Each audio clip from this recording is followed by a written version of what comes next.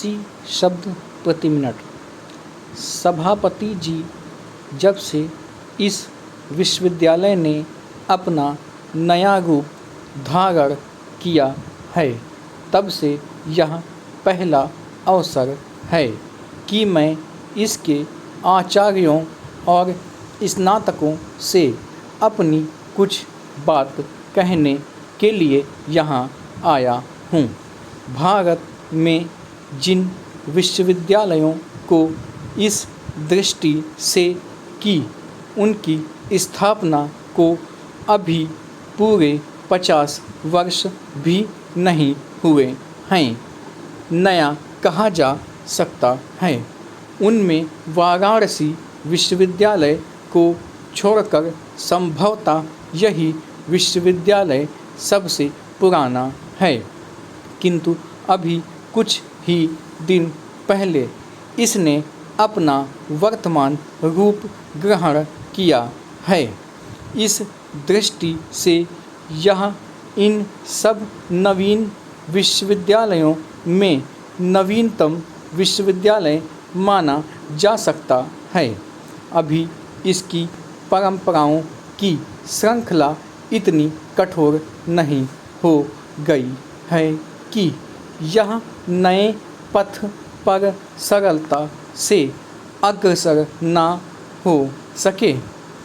अतः मैं इससे यह आशा करता हूँ कि यह अपनी शिक्षा का ढंग कुछ ऐसा रखेगा जिससे कि यह मानव जीवन की शिक्षा के सब प्रयोजनों को पूरा कर सके।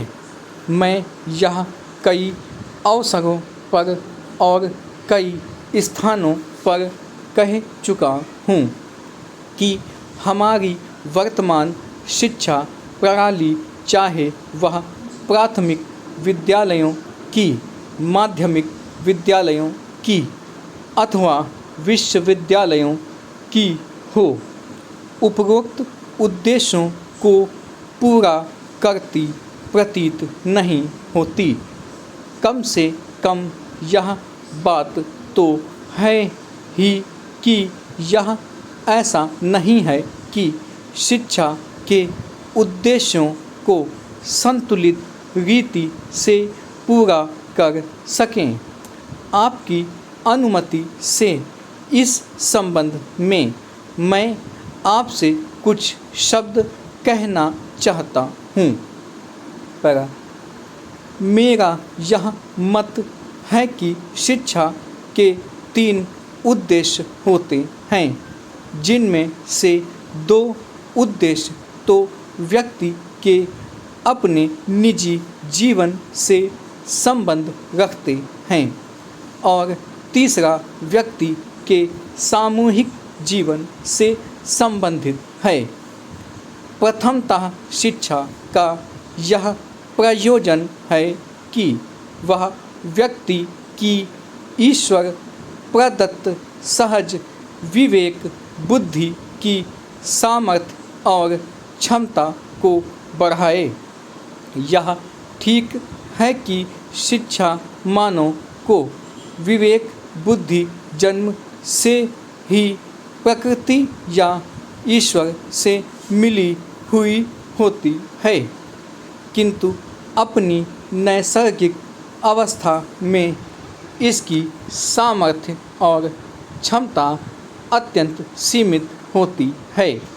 यदि कोई व्यक्ति केवल उसी के सहारे छोड़ दिया जाए तो अपनी देश काल की सीमाओं के कारण वह उससे ना तो अपना ही कोई लाभ उठा सकेगा और ना अपने अन्य भाइयों का कोई भला कर सकेगा। किंतु यदि उसकी विवेक बुद्धि को पिछली पीढ़ियों की संचित अनुभूति से संपन्न कर दिया जाता है तो उसकी शक्ति और क्षमता बहुत अधिक बढ़ जाती है।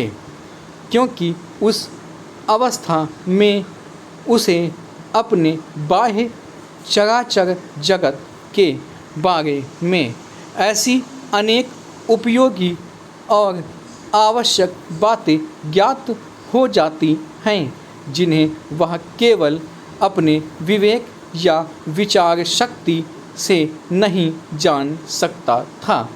दूसरे शब्दों में इस प्रक्रिया द्वारा उसकी विवेक बुद्धि इतनी सक्षम और सामर्थ्यवान हो जाती है कि उसके सहारे वह अपने को और अपने चारों ओर के जड़ और सजीव जगत को समझने और उसमें रहकर अपने जीवन को ठीक दिशा में चलाने के योग्य हो जाता है।